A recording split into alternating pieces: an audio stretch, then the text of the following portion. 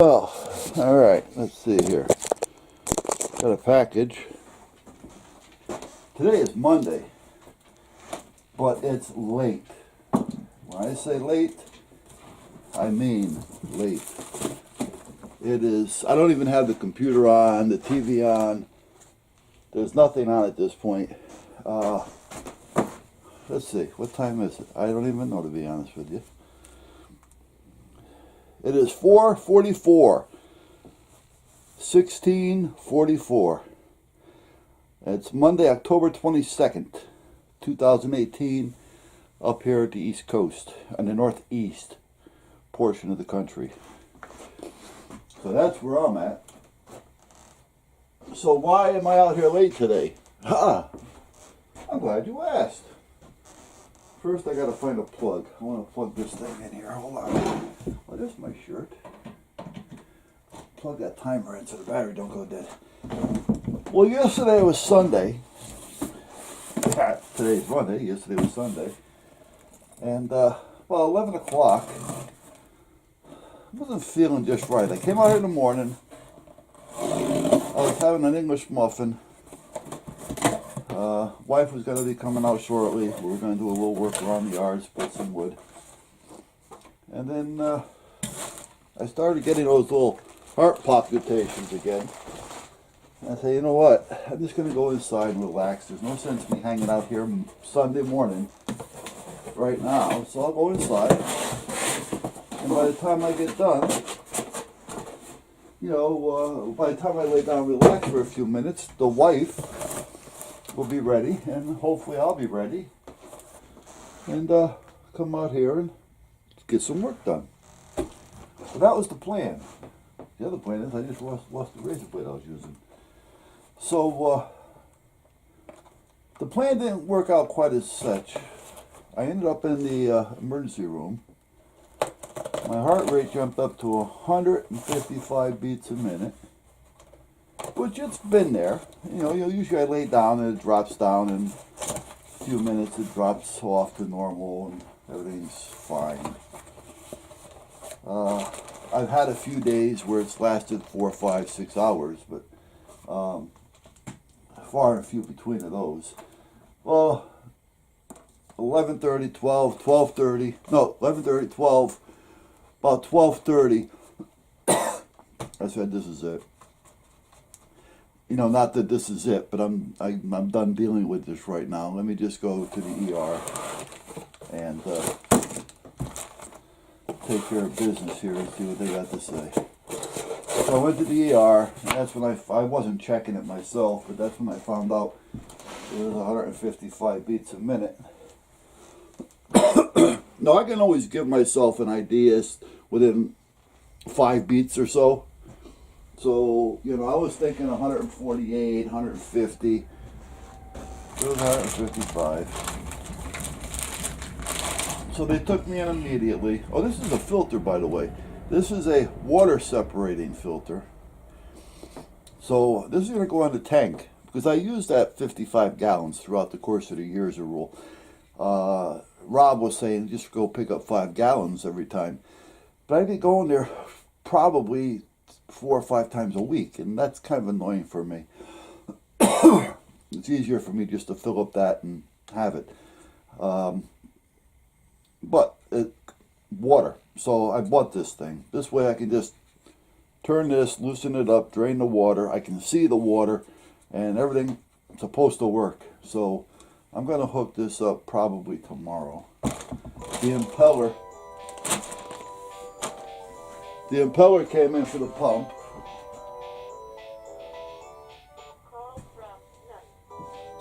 Call from none. Hello.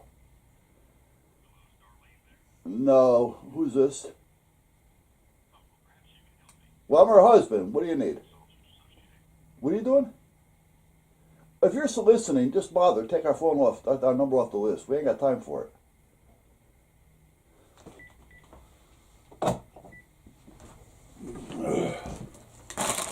So,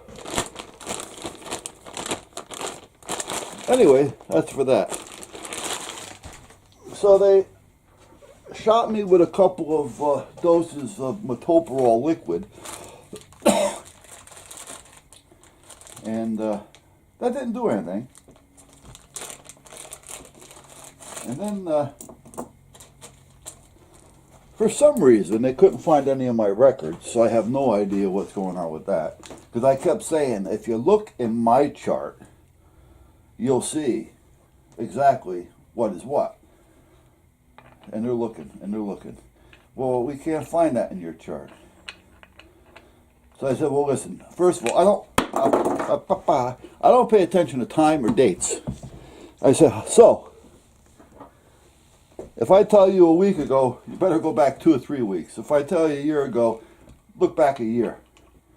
I don't keep track of time and dates. When did you have your heart attack?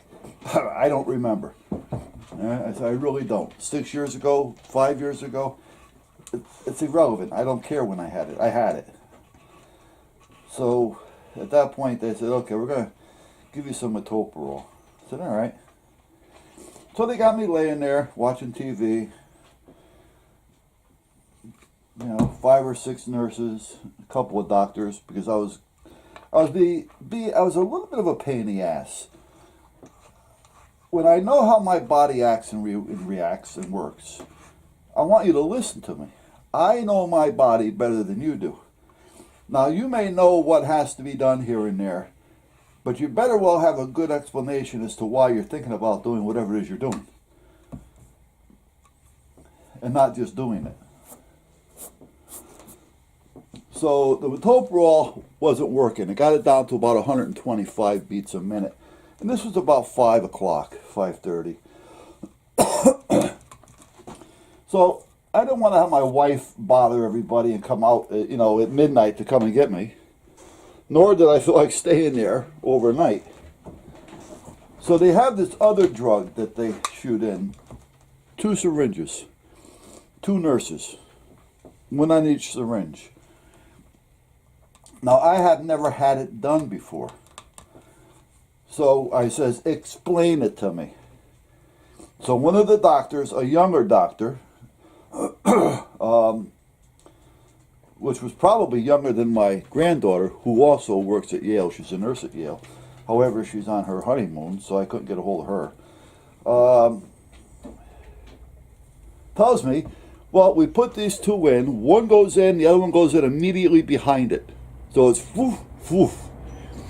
He says, and your heart may stop for 3-4 seconds. I go, what? No. It ain't happening. They got the paddles they're bringing in. I said, forget about it. Don't even think about putting that shit on. All right? So I look at it as 2 ways. One is they want to run up my insurance, which is fine. I mean, in a way. But someday I may need that for something more serious. All right? And it's not that they're doing it, because they don't know if I have insurance or not. But it's certain things that I know that the hospitals do. You get in there, all right, make sure you do this, do that. As long as it doesn't hurt them, let's do it, because the hospital wants it done. And they don't realize, the doctors don't realize it, what they're doing, because they really haven't got time to think about this. They're really there to help you. But when he's talking about my heart may stop for 3 seconds, I said, forget about it. Now, this was earlier in the day. Well, it was 5:30. A nurse came in. I said, listen, let me ask you a question. What's the story with this double shot thing that they're talking about? And my heart stopping and all this kind of crap. She says, when he said that, I have no idea why he said it, but I can't question the doctor. All right? He's a doctor, I'm a nurse. I says, well, between you and me, have you done this before? Oh, yeah. She says, believe it or not, we do it sometimes 5, 6, 7 times a day. She says, it's becoming a common occurrence.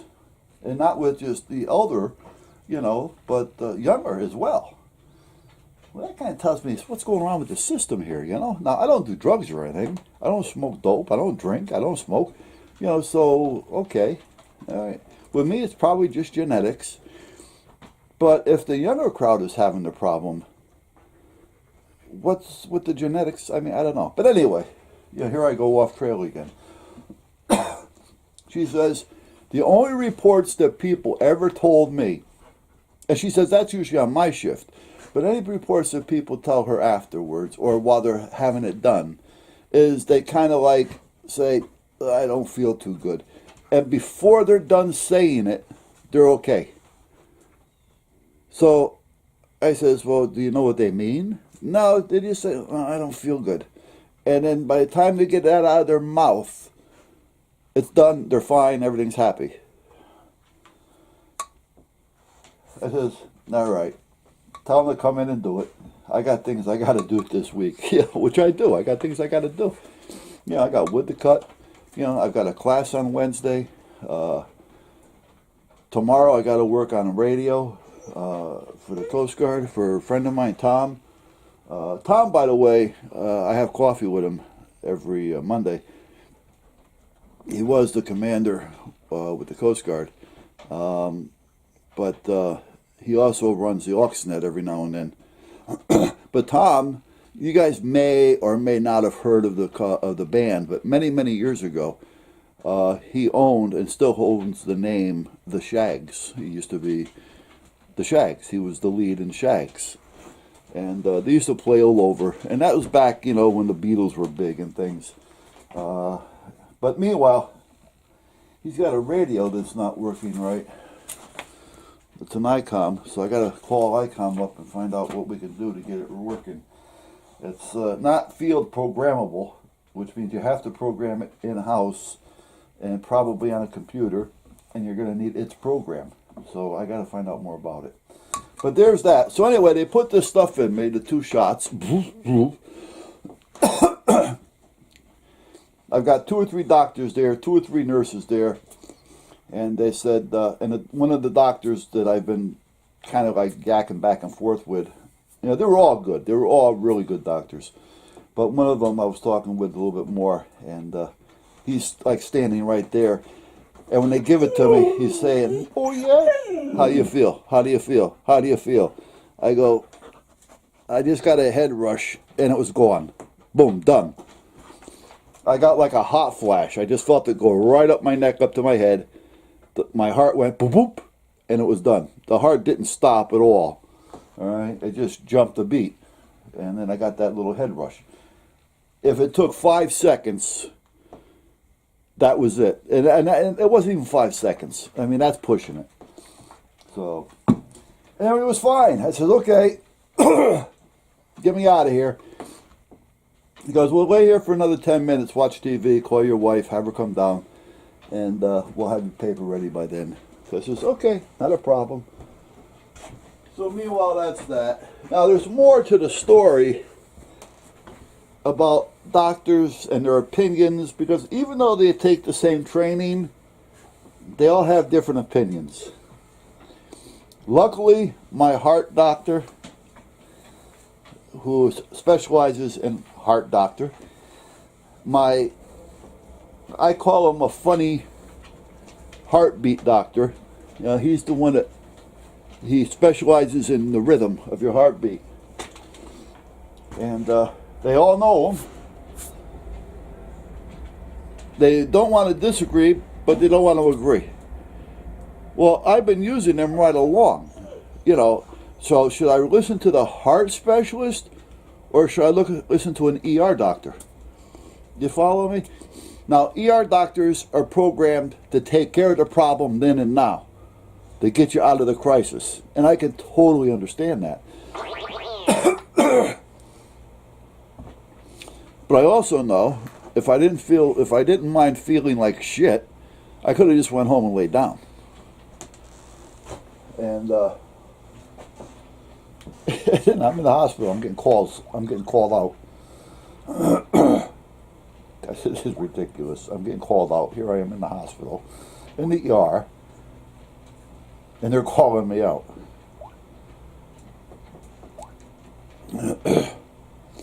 So anyway, I got home about 7:30, had dinner. Got up this morning, went and had my coffee and breakfast. However, I feel tired. It's, because for those of you who may get it, because apparently it is common. Your heartbeat starts going up to 150, 155 beats a minute, and it lasts 5-6 hours. It's like you're running a marathon when you're out of shape, and it's like, 5 or 6 hour marathon. So your whole body starts to tire down, you start to dehydrate, you start to, just get tired. You start losing all your fluids. You gotta pee every 10 seconds if you drank anything or not, because your whole body, the whole metabolism is speeding along with 150, 55 beats a minute. So everything wants to go just as fast. So today, after I had coffee this morning, we got out of there about 11:30, 11:45, somewhere in that area. I told Tom, excuse me, I said, come on over, let me check the SWRs on your antenna real quick. At least we want to make sure that you don't blow up the radio. I said, then I'm going to go home and go to sleep. Just lay on the couch and do nada. And that's what I did. So it's now about close to 5 o'clock. It's 5 o'clock right on the money. My wife's going to be calling me in a few minutes because we're dropping the Astro van off the garage to have them put the ignition in it. So we're going to get that done, and we're going to drop it off tonight and pick it up tomorrow night. She's going to take the Subaru to work, and we're going to keep the Subaru. We were going to sell it. Hey, Tuck. But I decided that let's keep it through the winter. Just in case, not knowing how this van is going to be in the winter and not know what kind of winter we're going to get. And that's it. Now, the thing is, the van in the winter, if it sucks, it sucks. I mean, I I bought it. I can't just say take it back. So I own it. So I'm going to keep it naturally. But it'll give me a year to think about what I want to do. Do I want to buy another real cheap throwaway Astro van all-wheel drive just to have it for the winter months? The Subaru, keep it. But Subaru is a great car, but I'm used to the vans. I'm used to having vans. I'm not used to having cars. Vans or, four-door pickups, 4x4s, stuff like that. But after I had the Astro van, I really don't care if I have a 4x4 pickup again, because the Astro vans outperform them. They really do. Off-road, I'm going to say no, but driving around in the wintertime, by far.